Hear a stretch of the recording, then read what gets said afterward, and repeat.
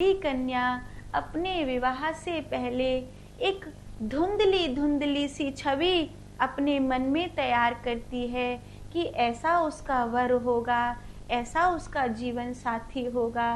कहने में नहीं, पर मन में कहीं न कहीं एक धुंधली धुंधली सी छवि तैयार होती है।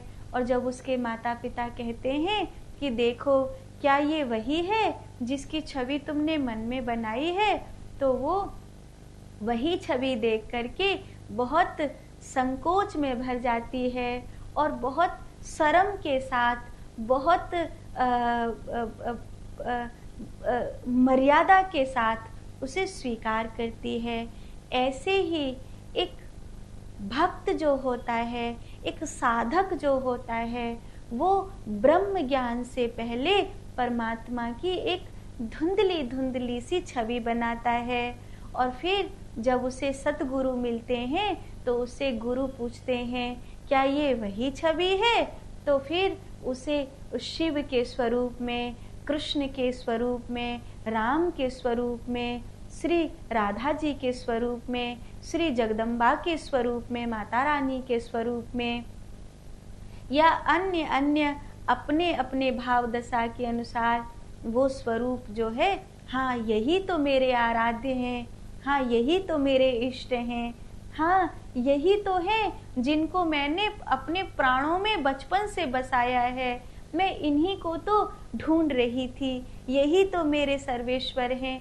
जिससे उनके पास आकर के शरीर, जो इंद्रियां हैं, वो एक अलग प्रकार से रोमांचित होने लगती हैं।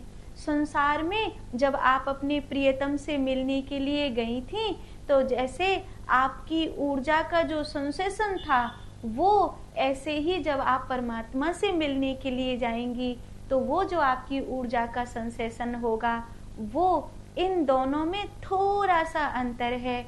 इतना कि जब आप अपने प्रेमी से मिलने के लिए, अपने स्वामी से, अपने भरतार से, अपने धनी से मिलने के लिए जब गई, तो आपको जो ऊर्जा का सेंसेशन हुआ, जो आपकी इंद्रियों में रोमांच हुआ, वो प्रेम था और प्रेम के बाद वासना में परिणित हो गया था।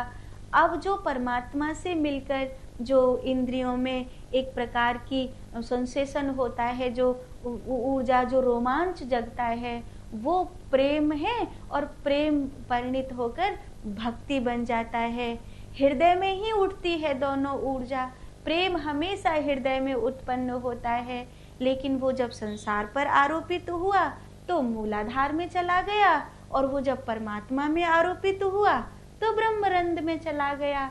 बस ये दोनों ओर बहने वाली जो नदी है, इस दोनों ओर बहने वाली नदी में जैसे ही हमने छलांग लगाई तो संसार में हमने पग रखा तो वो मूलाधार की ओर ले गई, और परमात्मा में हमने पग रखा तो वो ब्रह्मरंध्र की ओर ले गई, सहस्रार की ओर ले गई।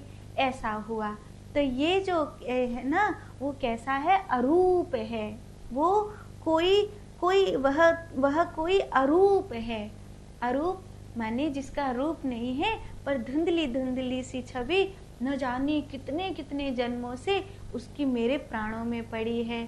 तभी तो आप देखते हो अपने घर के मंदिर में किसी को लड्डू गोपाल जी से बहुत प्यार हो जाता है, किसी को भोले बाबा से बहुत प्यार हो जाता है, किसी को माता रानी से बहुत प्यार हो जाता है ना, किसी को हनुमान जी से कितना प्यार हो जाता है।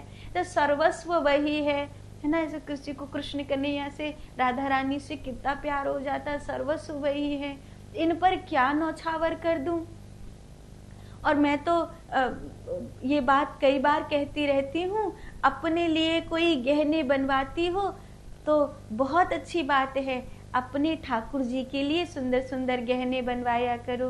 तुम्हारे गहने तो तुम्हारे मरने के बाद तुम्हारी बहुएं छीन लेंगी, सब तुम्हारी चूड़ी कुंडल सब उतरवा लेंगी, तुम्हारी नाक में नथनी तक नहीं छोड़ेंगी, तुम्हारी पाजे बिछुआ सब धरवा लेंगी कि मेरी सास का है। वो छोटी कहेगी मुझे इतना दो, बड़ी बहू कहेगी मुझे इतना दो, बेटी कहेगी मेरी माँ का है मुझे इतना दो। तो वो सब चैन वैन सब उतरवा लेंगी तुम्हारे मरने के साथ ही। कुछ नहीं छोड़ेंगी, तुमको खाली खाली चिता पर चढ़ा देंगी। लेकिन जो तुमने ठाकुर जी के लिए गहने बनवाए हैं वो सदा तुम्हारे रहेंगे, उसको कोई बहू नहीं कह सकती, क्योंकि मेरी माँ, मेरी सासू माँ के ठाकुर जी हैं ये, और सासू माँ के ठाकुर जी के गहने वो कोई हाथ नहीं लगाना, ये मेरी माँ के ठाकुर जी हैं, है ना। तो अपने ठाकुर जी के लिए सुंदर सा मुकुट बनवाओ, है। अपने अपने नहीं कर सकते तो जहाँ पर ठाकुर सेवा होती है वहाँ बनवा करके दो, सदा सदा वो उनका स्वरूप रहेगा, उनका उनका सदा सदा याद बनी रहेगी, सदा सदा उनका पूजन होता रहेगा। अब तो स्वर्ण बहुत महंगा हो गया है, फिर भी अगर आपकी सामर्थ्य में हो तो ठाकुर जी की सेवा में उसको समर्पित करो, ठाकुर जी की सेवा में उसको लगाओ। तुम्हारे ठाकुर जी जितने सुंदर से सुंदर सज सकें उतना, तो कोई